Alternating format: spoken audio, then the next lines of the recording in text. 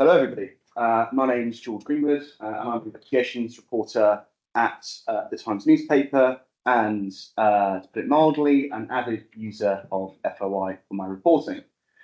Today, it's going to be a quick fire skill session, just 10 tips in 10 minutes on how best campaigners, journalists, members of the public, even some of the public authorities can use FOI to the best of their ability and to get the most out of it. So I think the first thing to say is that don't be afraid of the appeals process. Not every public authority gets it right first time. Sometimes providing more context of your request can be really important and explaining why it's in the public interest to disclose it. But also I think that as from a journalist's point of view or a campaigner's point of view, if you think there's something really good there, you should exploit the opportunities for appeal you have. I think that when you can, you do need to get through why is this in the public interest? Why is this something that should be disclosed? And put that in as much detail as you can to the public authority, to the ICO, to the right tribunal, maybe at some point, so that these things can be taken into account. In terms of the ICO, remember, you don't need to write essays, and I'm sure Warren's talked about the use of AI maybe not being most helpful if you just want to put across what your point is, but you do have that right of appeal. And if you think there's a good story there and you think there's public interest in stuff being out there, you should make that appeal. Inevitably, in the way FOI law works in the UK, you have to play the long game slightly. You know, if you have to go to an ICO appeal, that can take months to get through. If you have to go to the tribunal, it will take even longer. So to some extent, you have to punch clever. What you can't assume is that within a month of you getting, so within a 20 working days, you will get the information you need to write a story, to build a campaign, to find information that's something that you can use. In my experience, I tend to think in terms of 12 to 18 months. Can I get is this still going to be a story in 12 to 18 months to justify the effort I'm putting in to go through the appeals process? You also need to think about really cynically, is a news editor or is your campaign chief or is your issue going to still be an issue in that time period? And I think being blunt, that's the way you have to think about these things. Sometimes you get lucky. Sometimes authorities will release things within 20 working days, 40 working days, or after an internal review. It doesn't always happen. So I think you have to, if you get it early, great, but you just have to think about, is it still worth going down this level of an appeal to get where you want to go? I think what I would say is don't be afraid of the information tribunal. I know it is scary, and I certainly found it scary when I went out first time self-represent in front of a judge. But you can do it. You don't need a lawyer. What you need to do is have a serious case. I think don't take it lightly, but at the same time, you can pen and paper appeals, for example. That is just like you go to the ICO, you write down your reasons why you think information should be public, you respond to submissions from the ICO and from the public authority, and a judge, without having a hearing, will make a ruling. Now, you know, this is something that shouldn't be taken lightly. I think you really do need to think there's a story there or something important. But if you don't think you got your shot the first time around the ICO, and they missed something, or you think that they didn't quite get something right, and it does happen, don't be afraid to consider an internal information tribunal appeal. I think, as Isaac was talking about just now, when you're sending round robins, do consider doing a test sending of requests first. I've been there and sent 400 FOI requests to every public authority in the country to realise that I was citing the wrong piece of legislation or the wrong thing, and suddenly got 400 refusals, and it killed my inbox. So do consider sending, maybe it's 10% of the authorities you're looking at. It reduces burden on them, because if it's not going to be a story you're going to do, it doesn't waste their time, it doesn't waste your time. FOI stories are not going to be something you get within a month. And actually taking this longer term approach means you get a much more targeted request when you send out the final round robin, and you're going to get a much better result and give you something that actually might prove something you're trying to look into. So don't be afraid to actually do one round of requests to see what information is held, how it's held, and it really leads to a much better FOI practice that wastes less time for authorities and wastes less time for you. get on the phone. I think that all too often, and younger reporters especially who've grown up in the technical era, and it's the same for campaigners, they're afraid of the mobile phone. They're afraid of ringing someone up and asking questions. Most FOI officers are there to help you. They are there because they care about information, and actually talking to them is going to be something that saves everyone lots of time and lots of aggro. Generally, in my experience, it's not FOI officers that are refusing disclosure in authorities. It's people who are higher up the chain. That's where the pressure comes from, not from FOI teams themselves. And as Morris was saying, like knowing that they can tell their advisors, you're not going to be able to not release this, can be really helpful. But getting on the phone with them, talking about them, they can help you target your requests. It saves them time and it saves you time. And as long as you go onto it with an open-minded view that they're not there to try and stop you, they're actually probably going to be a good resource for you, and actually getting on the phone where you can, that can save everyone a lot of time. Now, of course, some authorities don't put phone numbers on websites, or it's quite hard to find, but where it's available, don't be afraid to get on the phone and talk to these people if you can. Don't be afraid to combine your data rights. So DPA and FOI requests can be used in concert. Sometimes government departments just accuse you of misusing the law in doing so, but it's not true. You're allowed to send a DPA request and follow it up with an FOI request.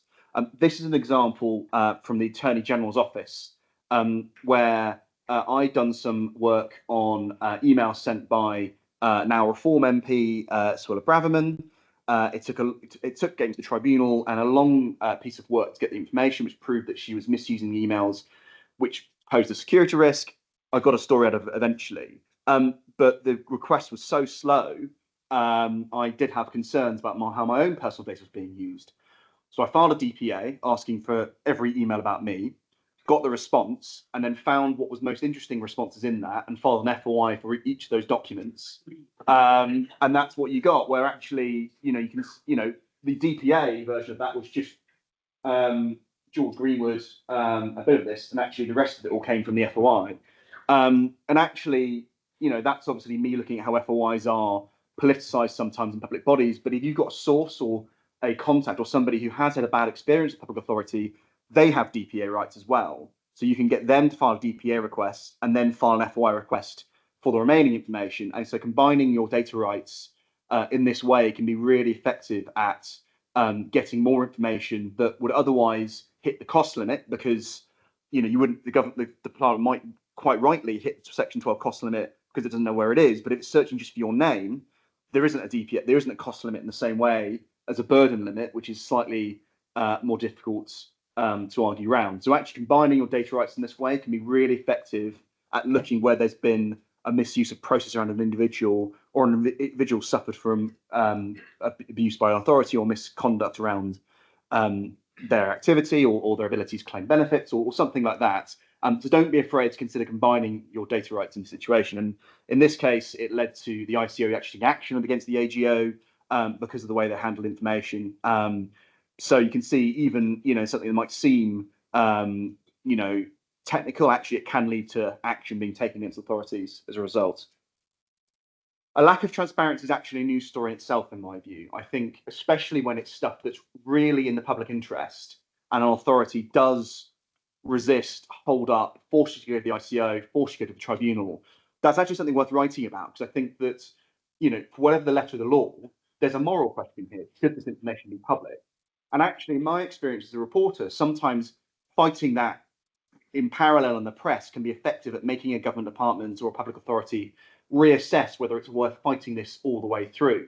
To give you one recent example, we wrote a story about the Crown Estate not releasing information about Prince Andrew's rental agreements at Royal Lodge, and a day later, I think it's the fastest FOI response I've ever had in my life. A day later, we actually disclosed the whole thing, and that let us break the story about peppercorn rents.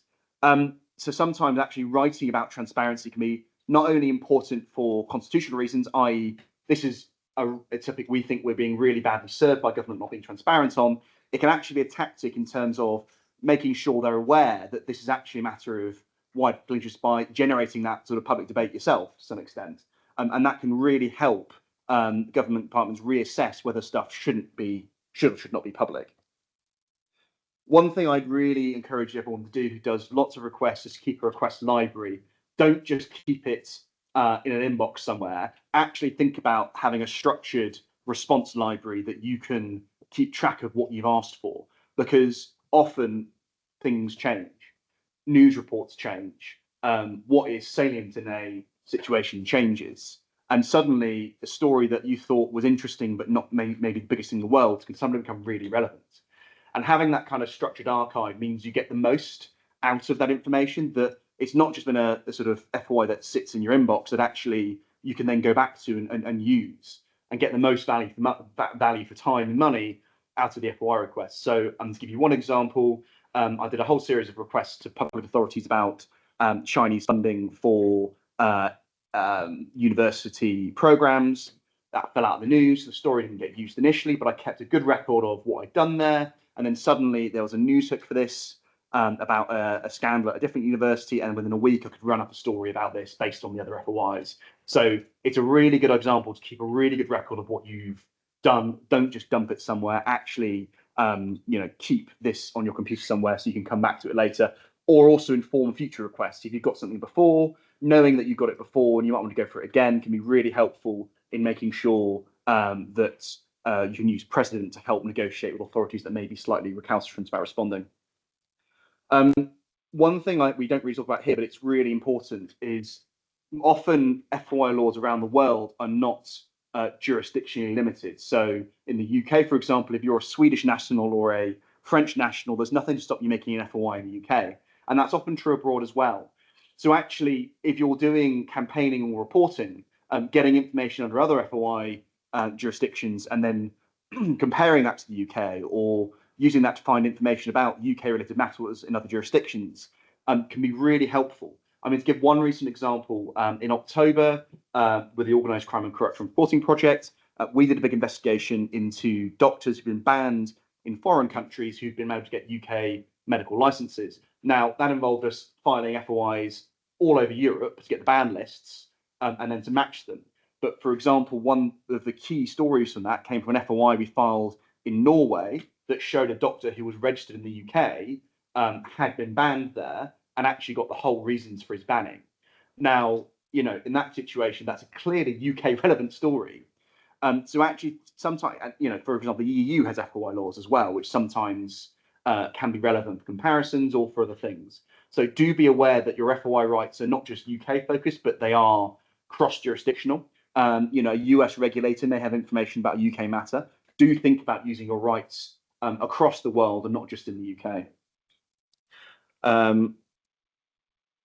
I think the thing is with all this stuff is it's really important, and you can get very heated about thinking that things should be in public domain, but be nice. Like, you can be firm and forceful in your arguments without playing the man, not the ball.